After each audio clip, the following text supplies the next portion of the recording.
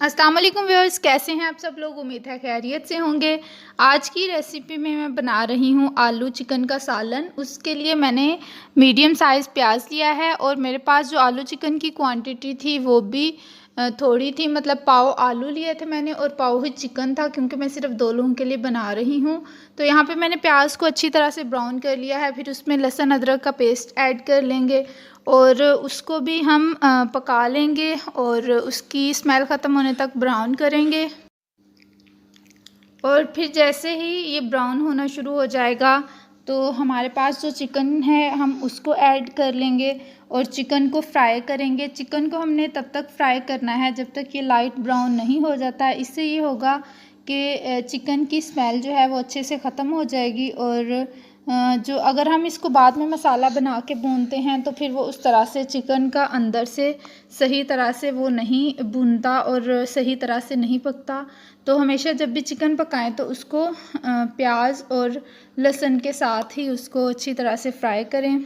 अच्छा, यहाँ पे जैसे ही चिकन जो है वो लाइट ब्राउन होना शुरू हो जाएगा, उस टाइम पे मैंने टमाटर और हरी मिर्चें ले ली थी। एक टमाटर लिया है मैंने लार्ज साइज़ में और 3 से 4 हरी मिर्चें ली हैं।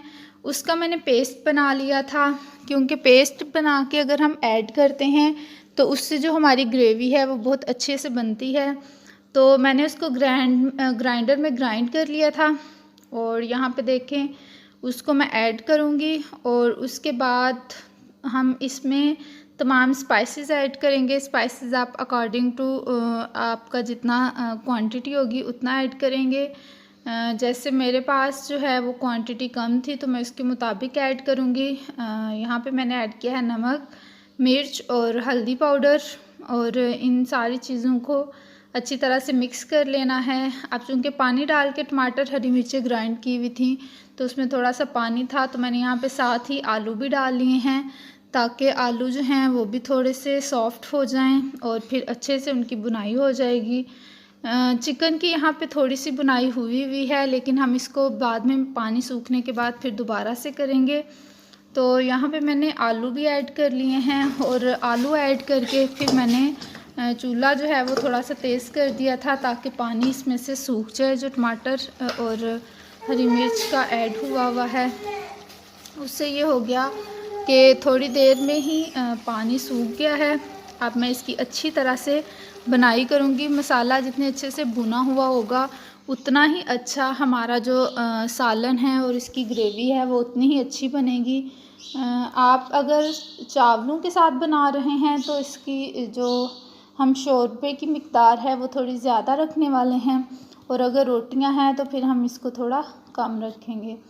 अब यहाँ पे देखें आहिस्ता आहिस्ता इसका कलर जो है वो बहुत अच्छा होता रेड होता चला जाएगा और जैसे ही इसकी बुनाई होना शुरू हो जाएगी आपने यहाँ से 7-8 मिनट तक जो है इसको अच्छी तरह से भूनना है। जब पानी सूख जाए तब से आपने टाइम काउंट करना है और फिर जैसे ही पानी सूख जाएगा बुनाई हो जाएगी तो हम अपनी फैमिली के मुताबिक इसमें पानी डालेंगे, यानी जितना आप क्वांटिटी में सालन बनाना चाह रहे हैं। तो यहाँ पे मैंने पानी डाल लिया है। पानी को बॉयल आने के बाद मैंने इसको डिश आउट कर लिया था और मैंने इसके साथ रोटियां बनाई हैं। तो मैंने ग्रेवी को थोड़ा सा जो है वो कम रखा है। वीडियो पसंद आए तो लाइक करिएगा, कमेंट करके बताइएगा कैसी लगी। फ़ी अमानिल्लाह।